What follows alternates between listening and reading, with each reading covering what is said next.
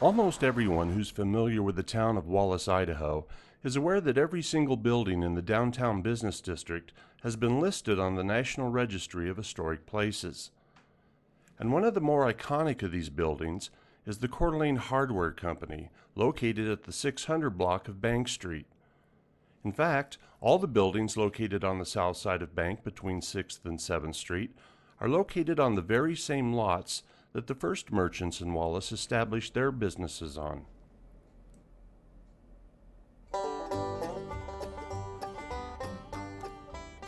In 1886, one of the first businesses to set up shop in Wallace was the J.R. Marks Company. The J.R. Marks Company ran a hardware and mine supply business in the gold town of Murray, about 20 miles to the north. In Wallace, this hardware store was a wood frame building built on the same lot that Coeur Hardware now occupies. At that time, the only other businesses in town were a grocery store, a general store, and a drugstore and a sawmill. The hardware store existed even before the first saloon was built here. Soon the J.R. Marks Company had hardware and mining supply stores all over the mining district, including Burke, Mullen, Wardner, and Murray. In 1889, J.R. Marks merged with the Hawley Mason Hardware Company in Spokane. They were now one of the largest hardware and mining supply companies in the inland Northwest. At that point, the name was changed to the Hawley Mason and Marks Company.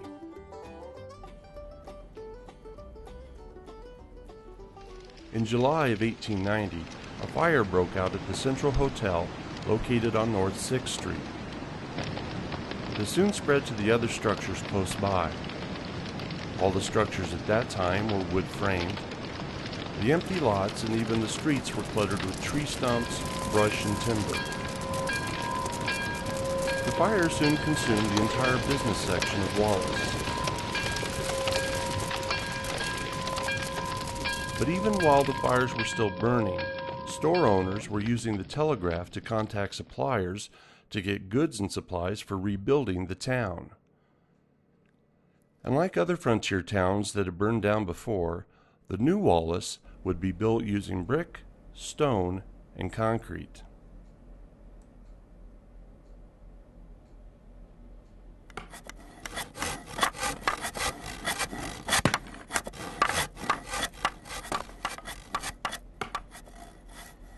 In 1891, Hawley, Mason, and Marks built their new store on the same lot that they had occupied before. Although this is only a two-story building, it was designed to support a building of 6 stories. A heavy stone foundation and thick brick walls were laid in place. Large, heavy timbers were used to support this structure if the need arose to add extra floors.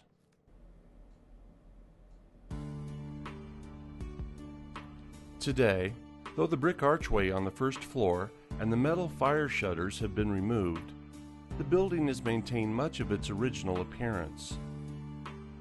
The second story still has its segmentally arched windows and cornice above.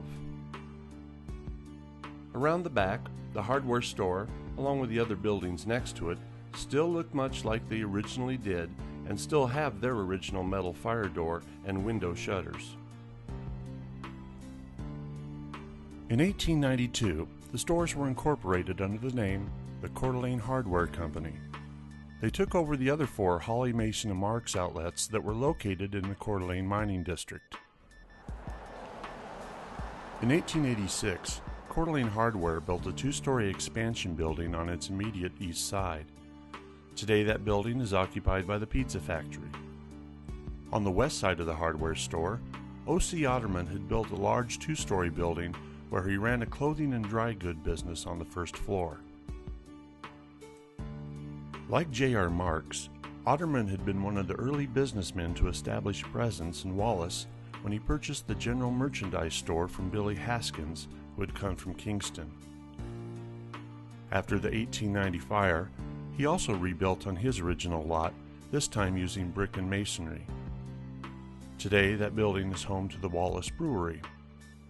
Some former residents of the area may remember it better as housing the historic Wallace Arts Center.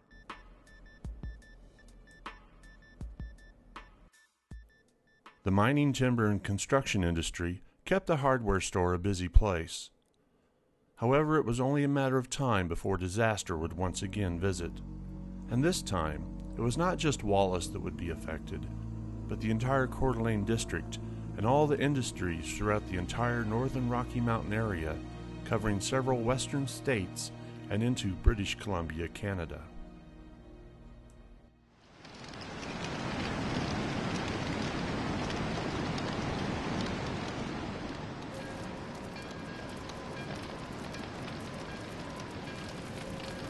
In late summer of 1910, the largest forest fires in the recorded history of the United States scorched its way into the Silver Valley. On August 20th and 21st, it came into Wallace from the south, over the mountain and Placer Creek, and into the eastern edge of town. Wood frame businesses and homes along the east side had no chance. Even the brick and masonry businesses were being gutted as their roofs caught on fire, and the heat melted their glass windows, igniting the building's contents. This time, the Coeur d'Alene Hardware building was able to escape destruction. The fire was effectively stopped just a half a block to the east at 7th Street, and no doubt the metal fire shutters on its doors and windows helped keep out the burning debris and cinders that were falling from the sky like rain. Though the retail store was spared, the company's warehouse was not as fortunate. The hardware company went through some changes over the years. It had merged with Coeur d'Alene Iron Works and Foundry, once the largest foundry in the state of Idaho. Coeur d'Alene Iron made mining equipment that was used around the world. In their earlier days, they even made ore carts, drums, and hoists used by gold miners in Alaska and in the Klondike. They made machine and equipment, fixtures, and tools for the timber industry, as well as other heavy construction ventures. Coeur d'Alene Hardware expanded yet again when it took over the old Otterman's Dry Goods building on their west side.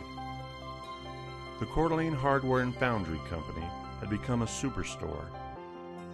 The East Expansion building, where the pizza factory now resides, was once the outlet for the machinery, tools, and fixtures from the foundry and ironworks, as well as their main offices.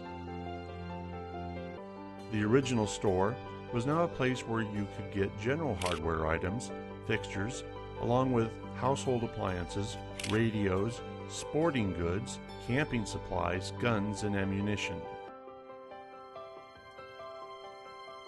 For those of you who now, or perhaps in the past, have lived in Wallace, have you ever wondered why the old Otterman Dry Goods store, built in 1900, has a garage door at their back entrance? Well, it's because when it became part of the Coeur d'Alene Hardware and Foundry Company, the old Otterman's Dry Goods building sold GMC trucks, tires, automotive supplies, and even Buick automobiles. The building even had a car elevator to move cars and trucks onto different floors. The elevator still exists and functions today.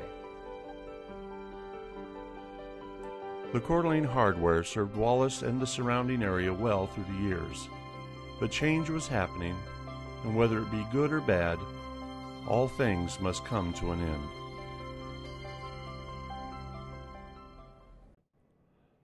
In 1964, the Coeur d'Alene Hardware Company closed their retail store here in Wallace.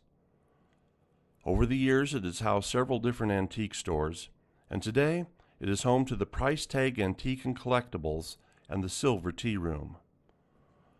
For almost 9 years, Anita Price has ran her business in this location, and it has become one of those stores that people just can't help but want to stop in and browse around.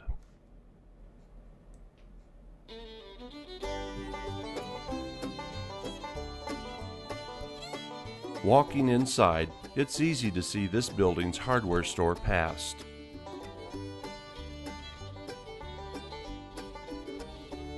On the east side wall, rows of shelving that once held hardware and fixtures are now filled with antique dishes and other collectibles.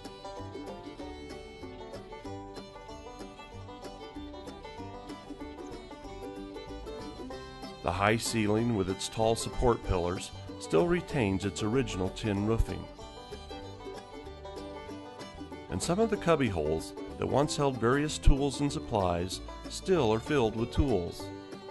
But not those that people want to use for construction, rather those who collect them or are looking for something unique for their home decor.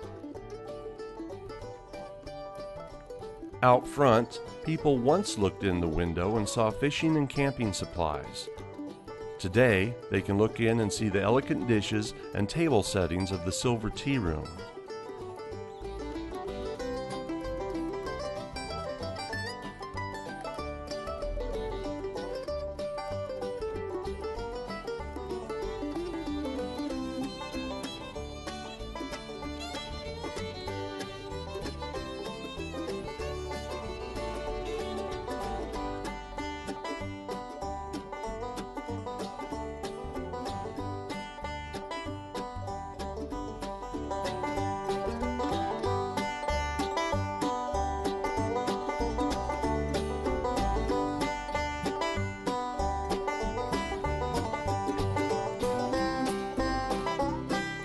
The next time you're in the area, be sure to stop in and check out the building for yourself. I'm sure you won't be disappointed.